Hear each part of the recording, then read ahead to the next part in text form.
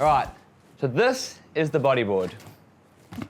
Understanding the shape and the size is crucial when wanting to choose the right bodyboard. Size, color, rails, tail, these are all things we'll talk about in this course. So for starters, I want to just chat to you about the size. Having a board that is too big for you is going to be perhaps too buoyant and really hard to paddle down a wave or out to the back line. On the flip side, having a board that's too small is just going to allow you to sink down in the water and you won't be able to catch a wave and you'll be very frustrated. My tips for you is the first stage of bodyboarding is trying to find the correct bodyboard size. When measuring a bodyboard, the best way that I find is to hold the bodyboard up and measure from your chin down to the top of your knees. So for example, this board is perfect size for me. We look at another board perhaps, like this one. This board is clearly too big for me. That's something we want to look at when we're getting a board. The basic dynamics and dimensions of a bodyboard. Let's run through it.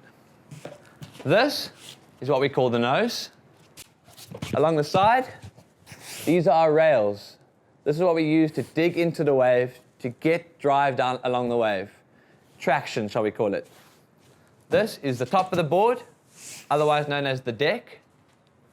This, the bottom, or the slick. You've got this nice sirloin slick, which allows you to glide over the water a lot faster. This is the tail. There's two types of tails on a bodyboard. The main type of tail is the crescent tail.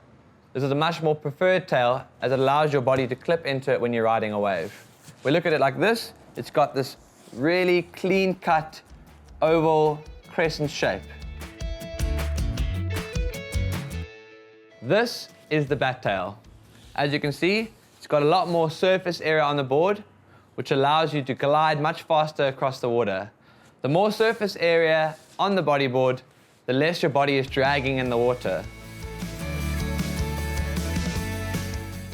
With the crescent tail, a lot of riders like to choose this purely for the cut and the look of the board, but it's the actual functions that are a lot more important.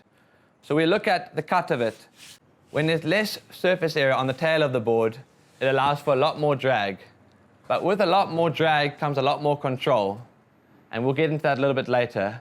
With the bat tail, when it comes to performing moves such as the 360 spin, the reverse, having more surface area on the tail of the board allows you to spin a lot quicker and get a lot more speed down the wave because there's not as much water being pushed out. There's a lot more surface area here and the body is staying much more on top of the board without the legs dragging in the water.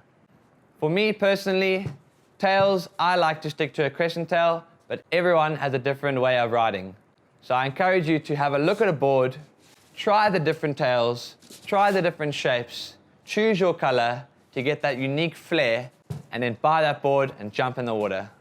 A bodyboard usually has a stringer that runs down the center of the board. The purpose of a stringer is to keep the board rigid and strong. So when riding a wave, the board doesn't crease. We can actually have a look here. I've got a few creases on my bodyboard that have shown the stringer is slowly aging. You get different types of stringers, but the main one we want to look at is just a basic single stringer down the center of the bodyboard. Bodyboards have cores. So, like anything, you need a strong core. With bodyboards, we have a polypro core and a polyethylene core. What polypro core is, it's a harder, more dense foam, which when riding in warmer waters, allows for the board to keep its rigidity and ride along the wave. On the flip side, we have a polyethylene, otherwise known as a PE core. This is a much less dense, wider foam board, which is a lot softer and more flexible for when riding in cold water. When we surf in cold water, our boards naturally tighten up.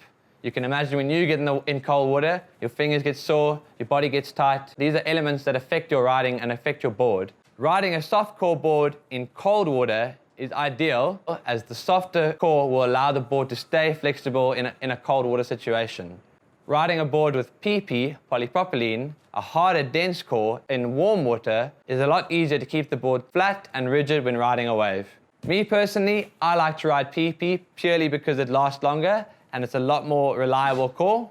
And here In the cold waters of Cape Town, South Africa, we like to keep a board for as long as possible because we're surfing daily.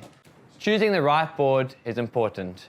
When it comes down to it, you can choose your unique colors, give it that real unique flair, but when it really comes down to it, it's all about the size and the core.